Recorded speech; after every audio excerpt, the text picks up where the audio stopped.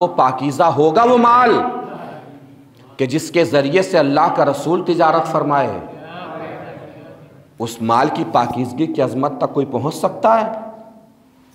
تجارت فرمائی۔ کیسے فرمائے تجارت؟ جناب ابو طالب کے ساتھ آئے ہیں رسول اور کہا ہے قافلہ جا رہا ہے، میرے بھتیجا بھی ساتھ جائے گا۔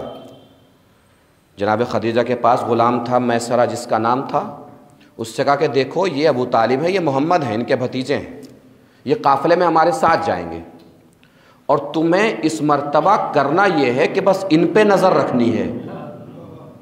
عظمتیں فضیلتیں رسول کی مکمل کرنے جا رہا ہوں، ان پہ نظر رکھنی ہے۔ کبھی بھی مطلب کا دیکھنا یہ ہے کہ یہ محمد چلتے کیسے ہیں، بیٹھتے کیسے ہیں، بولتے کیسے ہیں، کھاتے کیسے ہیں، پیتے کیسے ہیں۔ قافلہ واپس آیا، جناب خدیجہ نے پوچھا بتاؤ۔ کبھی بھی کیا بتاؤں، جب چلتا تھا لگتا تھا سر پہ بادل سایہ کر کے چل رہے ہیں۔ بی بی ہم نے سوچا ایک دن کہ آج دیکھے تو صحیح بادل کس کے سر پہ سایہ کر کے چل رہے ہیں۔ ہم نے محمد کو الگ راستے پہ چھوڑ دیا، خود الگ راستے پہ چلے گئے۔ بی بی کیا بتائیں، ہم نے تو محمد کا ساتھ چھوڑ دیا، بادلوں نے محمد کا ساتھ نہیں چھوڑا۔ بھوک لگتی تھی اللہ جانے کہاں سے کھانا آتا تھا، پیاس لگتی تھی ٹھوکر مارتا تھا، چشمہ ابلنے لگتا تھا۔ بی بی یہ رسول کے قد کا بھی معجزہ ہے۔ رسول کے قد کا یہ معجزہ تھا کہ رسول کا قد میانہ تھا، درمیانی قد جیسے ہوتا ہے، ایک نارمل قد، لیکن یہ رسول کے قد کو اللہ نے معجزہ عنایت فرمایا تھا کہ قد تو میانہ تھا، لیکن چاہے 100 لوگوں میں کھڑے ہوں رسول، یا 1000 لوگوں میں کھڑے ہوں، یا 1,00,000 لوگوں میں کھڑے ہوں، یا 1,24,000 کے مجمع میں کھڑے ہوں، رسول کا قد سب سے بڑا ہی نظر آتا تھا۔ اتنی بلندی پہ جا کے سنا ہے آپ نے جملہ، تو جملے کو بدل کے سناؤں؟ یعنی کوئی کتنا بھی لمبا سے لمبا انسان رسول کے برابر میں آ کے کھڑا ہو جائے، وہ پست قد ہو جاتا تھا، رسول کا قد بلند ہو جاتا تھا۔ نہیں پہنچی بات؟ غدیری مجمع ہے، جملہ پہنچے تو بتائیے گا کیوں؟ اس لیے کہ اللہ کو یہ برداشت نہیں تھا کہ اس کے رسول کے قد سے بڑا کسی کا قد ہو۔ اللہ کو یہ برداشت نہیں تھا کہ اس کے رسول کے قد سے کسی کا قد بڑا ہو جائے۔ اللہ کو یہ برداشت نہیں تھا کہ اس کے رسول کے قد سے بڑا کسی کا قد ہو جائے۔ یہ عظمت تو غدیر کے منبر کو ملی تھی کہ علی کو کاندھے پہ اٹھا کے بلند کروا دیا۔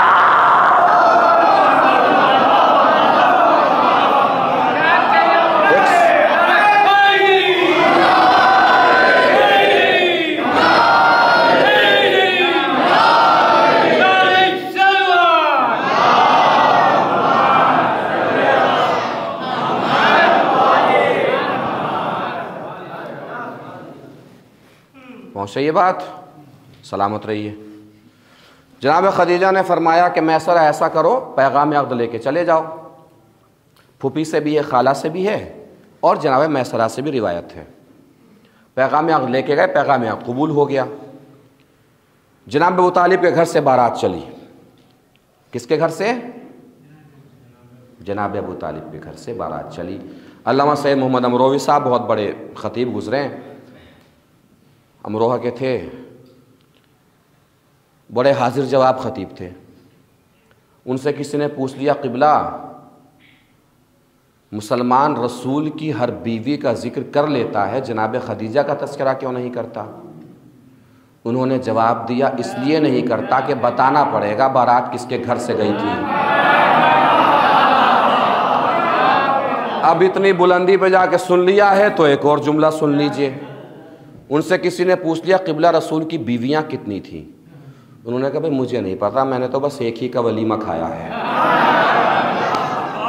بارات چلی، خدیجہ کے آنگن میں بارات پہنچی، مسند بچھی، رسولوں کا سردار بیٹھا، ایک طرف بطھا کا سردار بیٹھا۔ جملہ پرانا ہے، سوشل میڈیا کا زمانہ ہے، آپ سب کا سنا ہوا ہوگا، میں جانتا ہوں جملہ بہت پھیلا تھا، مگر پھر بھی سن لیجئے چونکہ عنوان کے درمیان ہے۔ نکاح پڑھایا، کس نے پڑھایا؟ جناب ابو طالب نے، نکاح آپ کو پڑھوانا ہو مولوی دیوبند سے لے کے آئیے گا۔ کون پڑھاتا ہے نکاح؟ جس کا تعلق اپنے مذہب سے ہو۔ نہیں پہنچے سب تک بات؟ جس کا تعلق اپنے مذہب سے ہو وہ کیا پڑھتا ہے؟ نکاح وہی پڑھتا ہے نا۔ اور تھوڑا تفصیل میں چلے جائیے۔ اللہ سب کی زندگیاں شاد و آباد رکھے، سب کو سلامت رکھے، ہر طریقے کی بلا اور وبا سے سب کو محفوظ رکھے پروردگار۔ خدا نخواستہ اعلان ہو جائے کہ کسی کا انتقال ہو گیا۔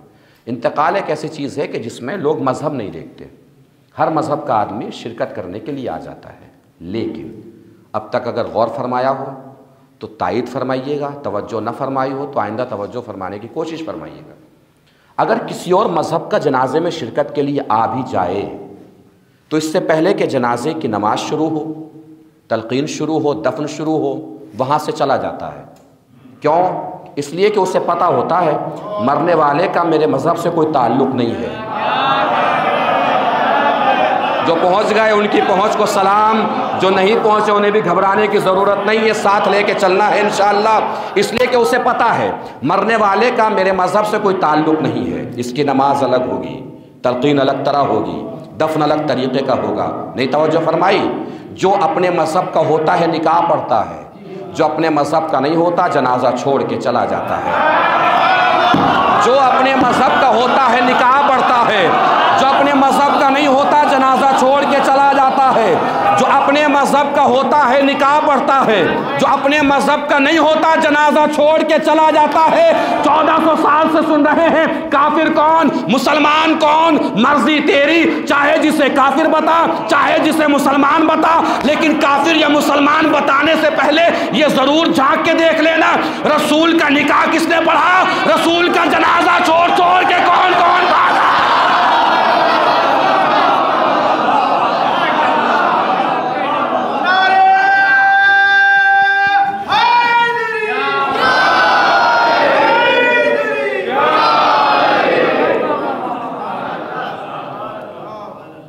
سلامت رہیے۔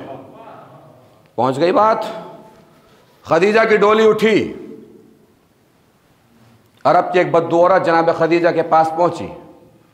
اس نے کہا خدیجہ تجھے کیا ہوگا، ایک فقیر سے شادی کر لی؟ تیرے باپ کے سر کا تاج تو آسمان سے ملتا تھا۔ ہمارے ہاں بھی بولا جاتا ہے اردو ادب میں، جب کوئی زیادہ ہی اونچا ہونے لگتا ہے اس کے بارے میں کہتے ہیں زیادہ ہی ہواؤں میں اڑ رہا ہے۔ کہتے ہیں نا، آپ کے گجراتی میں بھی کچھ نہ کچھ کہتے ہی ہوں گے، زیادہ ہی آسمان پہ اڑ رہا ہے، زیادہ ہی ہواؤں میں اڑ رہا ہے۔ یہ عربی محاورے کا اردو ترجمہ ہے، عربی محاورہ ہے، اس کے سر کا تاج آسمان سے مل رہا ہے۔ توجہ، اب جملہ میرا نہیں ہے، یقین ہے جناب خدیجہ کا۔ ساری گفتگو ایک طرف، یہ گفتگو ایک طرف، اس لیے کہ یہیں سے خبر ہوگی کہ جب ماں اتنی یقین کی بلندی پر ہو تو بیٹی فاطمہ زہرا جیسی ہوتی ہے۔ یقین ہے جناب خدیجہ کا، پورے یقین سے بتانا ہے کہ جناب خدیجہ کی عظمت کو کتنے یقین سے سلام کر رہے ہیں۔ جملہ میرا نہیں ہے، جناب خدیجہ کا ہے۔ جیسے عرب کی وہ بدو عورت قریب آئی، اس نے آ کے کہا خدیجہ تجھے یہ کیا ہو گیا، ایک فقیر سے شادی کر لی؟ ارے تیرے باپ کے سر کا تاج تو آسمان سے ملتا تھا۔ خدیجہ نے کہا پیچھے ہٹ، میرے باپ کے سر کا تاج آسمان سے ملتا تھا، ایک دن دیکھ لینا میرے شوہر کے پیروں کی جوتیاں آج سے ملیں گی۔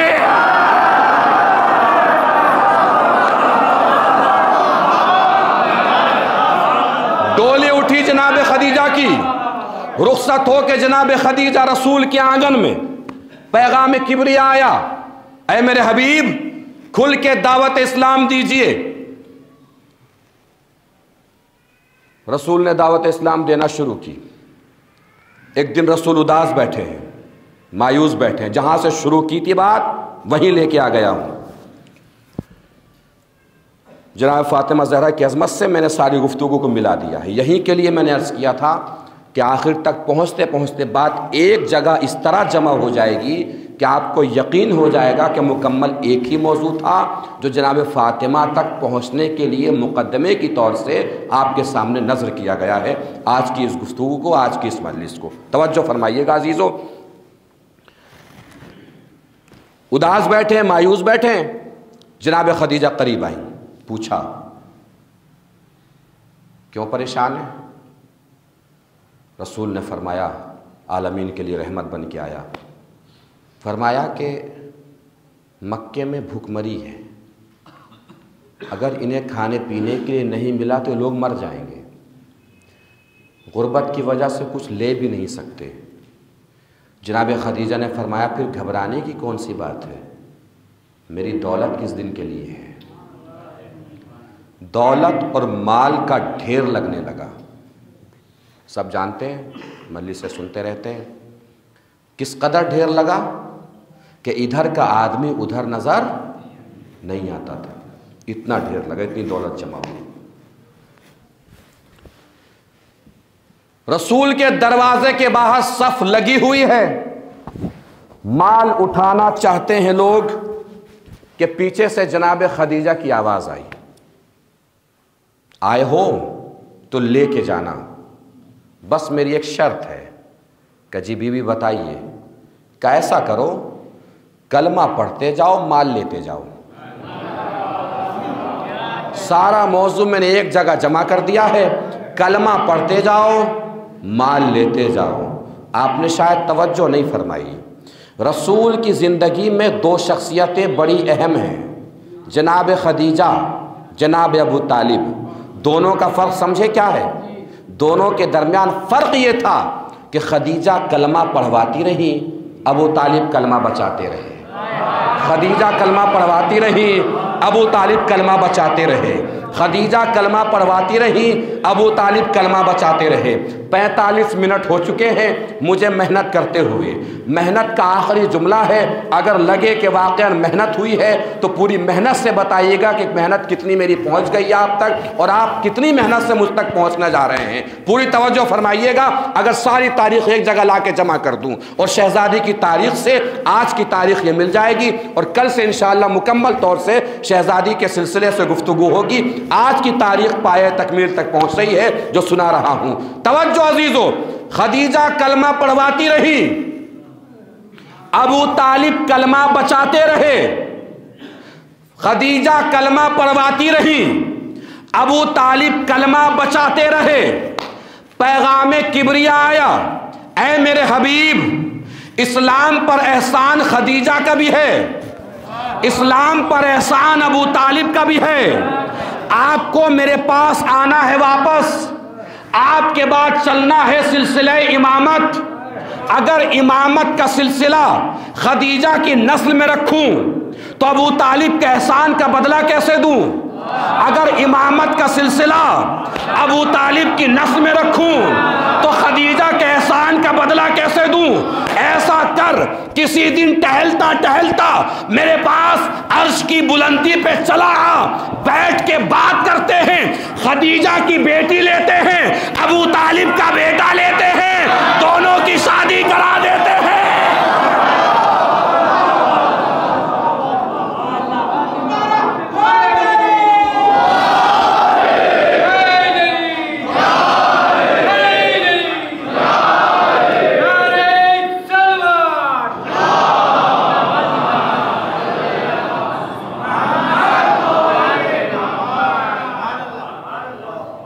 پھر اس نسل سے جو سلسلہ چلتا ہے اس نسل میں سلسلہ امامت کو رکھ دیتے ہیں تاکہ احسان خدیجہ کا بھی کچھ بدلہ اتر سکے، کچھ ابو طالب کے احسان کا بھی بدلہ اتر سکے۔ اور امامت کا یہ تسلسل، نبوت کا تسلسل، اختتام نبوت ہو رہا تھا، آغاز امامت ہو رہا تھا۔ نبوت کو امامت سے جو بی بی جوڑ دے اس شہزادی کو فاطمہ کہتے ہیں۔ روح ہے شہزادی فاطمہ۔ رسول نے یہی فرمایا نا کہ فاطمہ وہ روح ہے جو میرے دونوں پہلوؤں کے درمیان رہتی ہے۔ کل انشاءاللہ گفتگو ہوگی یہاں سے شروع۔ شہزادی فاطمہ ہی وہی روح ہے کہ جو نبوت کو لا کے امامت سے ملا دیتی ہے۔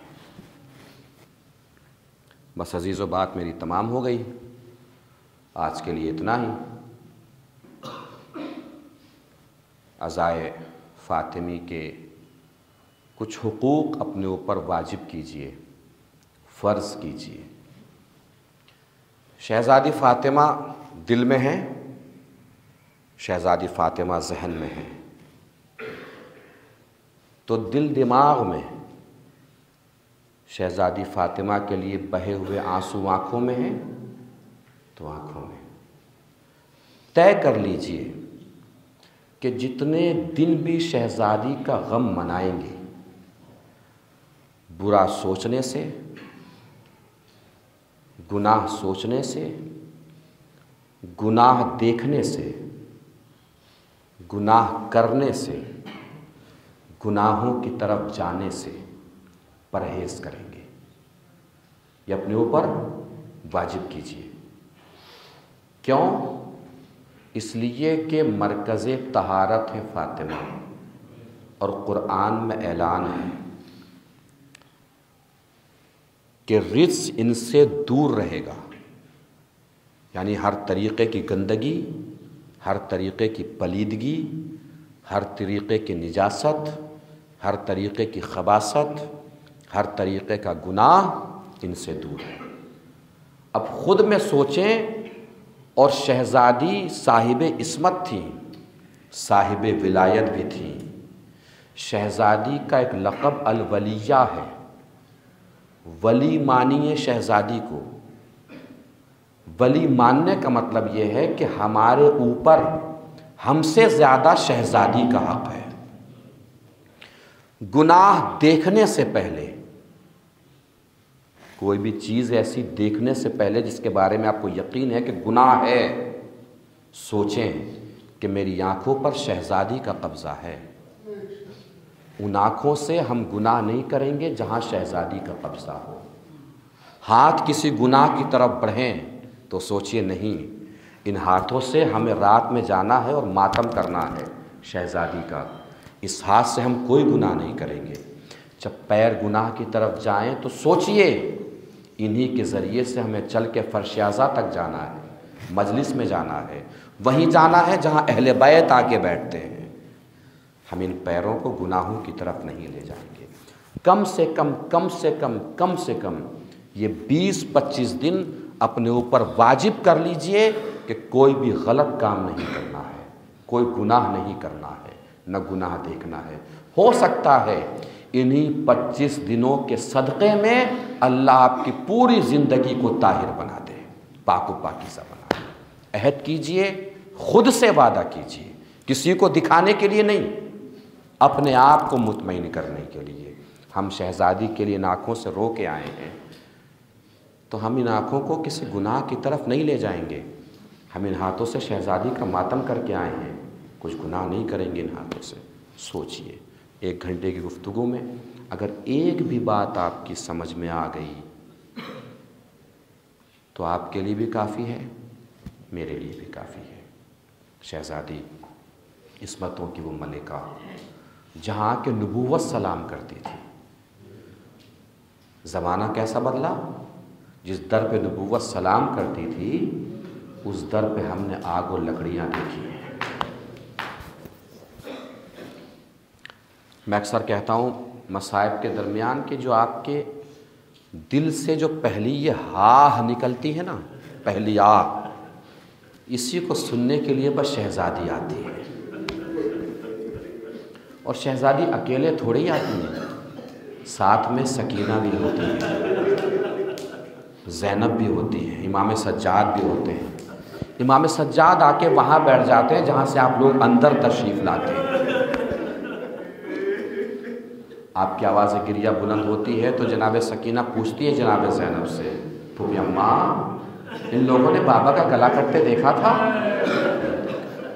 آپ کی چادر چھینتے دیکھا تھا؟ مجھے تماچے لگتے دیکھے ہیں؟ نہیں دیکھے۔ پھوپھی اماں جب یہ لوگ بغیر دیکھے اتنا رو رہے ہیں، کاش یہ لوگ کربلا کے میدان میں ہوتے پھوپھی اماں، تو نہ بابا کا سر کٹتا، نہ مجھے تماچے لگتے، نہ آپ کو بھی چھینتے۔ انشاءاللہ 4-5 دن ہے، بیان کریں گے شہزادی کے اوپر ڈھائے جانے والے مصائب اور مصیبتیں۔ جتنی مصیبتیں کتابوں میں لکھی ہوئی ہیں نا، شہزادی کے اوپر جو ڈھائی گئی ہیں، کتابوں میں جتنی مصیبتیں لکھی ہوئی ہیں، معتبر کتابوں کی بات کر رہا ہوں، معتبر کتابیں، کسی بھی ذاکر میں ہمت ہی نہیں ہے کہ منبر سے بیان کر سکے۔ وہ مصیبتیں بیان کرنے سے پہلے ذاکر سوچے گا مجھے موت آ جائے، زبان سے وہ جملے نہ نکل سکیں جو کتابوں میں لکھے گئے ہیں۔ اگر سمجھنا ہو شہزادی پر کتنی مصیبتیں ڈھائی گئی تو بس راہ کربلا سے شام تک جناب سکینہ اور جناب زینب کی مصیبتوں کو ایک کر لیجئے گا۔ اگر سمجھ گئے وہ مصیبت جو میں کہہ نہیں پایا تو آنکھوں سے آنسوؤں کا دریا بہہ جانا چاہیے تھا۔ جو مصیبتیں جناب سکینہ اور جناب زینب پر کربلا سے شام تک ڈھائی گئی، وہ ساری مصیبتیں فاطمہ پر ایک دن میں ڈھا دی گئی۔ آپ کی آواز ہے گریا بلند؟ اب میں وہ مصیبتیں تو نہیں بیان کر سکتا جو جناب سکینہ پہ ڈھائی گئیں۔ جناب زینب کے سلسلے سے بس ایک جملہ سن لیجیے اور مسائل میں تمام کیے دے رہا ہوں۔ جناب زینب، اللہ شام کے راستے کو ہموار فرمائے، سب لوگ روزہ جناب زینب پہ جا کے زیارت فرمائے۔ جناب زینب کے روزے پر جاتے ہیں جب ہم تو ایک زیارت میں ایک جملہ ہے، میرا جانا ہوا ہے، خوش نصیبی سے اللہ سب کو وہاں تک پہنچائے۔ ایک جملہ ہے، السلام علیک من ضربت علی مناکبہا، سلام ہو اس شہزادی پر جس کے منکب پر مارتا مارتا ظالم کربلا سے شام تک لے گئے۔ عزیزدارو، میں نے ابھی منکب کا اردو میں ترجمہ نہیں کیا ہے، ابھی منکب میں نے منکب بھی کہا ہے۔ اب دل پہ چوٹ لگے تو مجھے معاف فرمائیے گا۔ منکب جانتے ہیں کسے کہتے ہیں؟ بدن کی اٹھی ہوئی ہڈیوں والی جگہ کو۔ رونے کے لیے کچھ اور بھی پڑھنے کی ضرورت ہے؟ بدن کی اٹھی ہوئی ہڈی والی جگہ کو منکب کہتے ہیں۔ یہ منکب ہے، گھٹنے منکب ہیں، پیروں کے ٹخنے منکب ہیں، کمر کی اٹھی ہوئی ہڈیاں منکب ہیں۔ سلام ہو اس مظلومہ زینب پر جس کے بدن کی اٹھی ہوئی ہڈیوں پہ مارتا مارتا ظالم کربلا سے شام تک لے گیا۔ یہ ساری مصیبتیں فاطمہ پر ایک دن میں ڈھا دی گئی۔ علی کا دامن، فاطمہ کا ہاتھ، ظالم کا تازیانہ لہرایا۔ تازیانے کی ضرب اتنی شدید تھی کہ شہزادی کے ہاتھ کی ہڈیاں ٹوٹ گئیں۔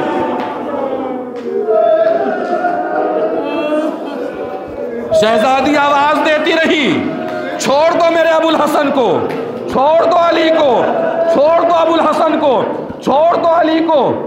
ضرب معلوم ہے کتنی شدید تھی، بس آخری وقت ایک منظر دکھا رہا ہوں۔ ضرب معلوم ہے کتنی شدید تھی، رو لیجیے گا جتنا رونا ہوگا، پرسہ دے لیجیے گا جتنا دینا ہوگا۔ اللہ کسی بیٹی کو یہ منظر نہ دکھائے جو جناب زینب نے دیکھا ہے۔ جب صحن خانہ میں لا کے فاطمہ کو لٹا دیا گیا نا، علی نے دیکھا زینب بچی ماں کے پاس کھڑی ہے، ہٹ نہیں رہی، وہاں سے الگ نہیں ہو رہی ہے، کچھ کرنے کی کوشش کر رہی ہے۔ علی قریب گئے تو کیا دیکھا؟ زینب فاطمہ کے ہاتھ کو سیدھا کرنے کی کوشش کر رہی ہے۔ علی نے تڑپ کے فرمایا، اے زینب، یہ ہاتھ اب محشر کے میدان میں صحت یاب ہوں گے، وہ محشر کا میدان جہاں خدا کی عدالت لگے گی، جہاں ہر ظالم کو اس کے ظلم کا بدلہ دیا جائے۔